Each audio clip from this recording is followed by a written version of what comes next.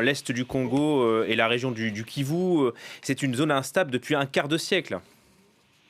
Exactement, c'est une guerre, ce sont des guerres qui sont extrêmement longues, qui durent depuis très longtemps, avec notamment, bien évidemment, l'objectif du contrôle du sous-sol, des minerais de cette région. D'une manière générale, la République démocratique du Congo est un véritable Eldorado du point de vue de ses richesses, et Eldorado profite jusqu'à présent absolument pas aux habitants. Alors, si vous ajoutez effectivement la question de la présence rwandaise à l'est du pays et précisément dans le Kivu, eh bien, vous ajoutez un facteur aggravant, c'est-à-dire que ce contrôle des richesses, voulu par quantité de groupes plus ou moins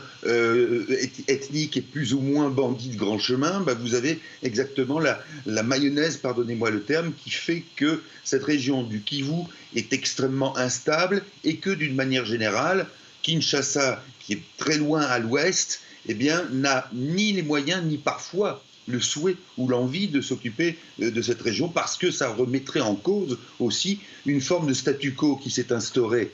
entre les puissances de la région et notamment avec le Rwanda qui est encore une fois extrêmement présent non seulement militairement mais en termes d'influence. Eh bien, s'il y avait de la part de Kinshasa une velléité de régler ce conflit, cela remettrait en cause ce statu quo avec le Rwanda qui est finalement peut-être pour Kinshasa, pour les différents pouvoirs qui se sont succédés à Kinshasa, un moindre mal. Pourtant, Gauthier, le président Tshisekedi, avait dit à son arrivée au pouvoir qu'il était prêt à mourir pour la paix dans l'est de son pays. Oui, euh, j'allais dire non, on ne va pas dire qu'à cela ne tienne, ça serait un peu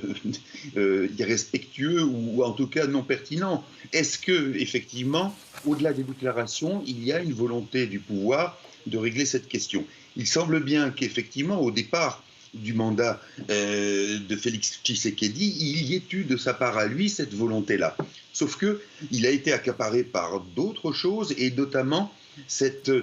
cet attelage un peu contre nature qu'il avait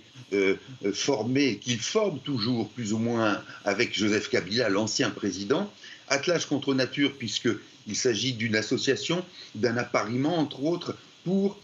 en quelque sorte déposséder du pouvoir celui qui manifestement avait remporté l'élection de 2019, Martin Fayoulou, et que à partir du moment où le pouvoir et Félix Tshisekedi sont occupés à marquer de près les éventuels agissements ou velléités de Kabila, eh bien, il ne s'occupe pas, bien évidemment, de ce qui se passe au Kivu, qui est à lui seul probablement l'objet et le sujet de plusieurs mandats de président de la République démocratique du Congo.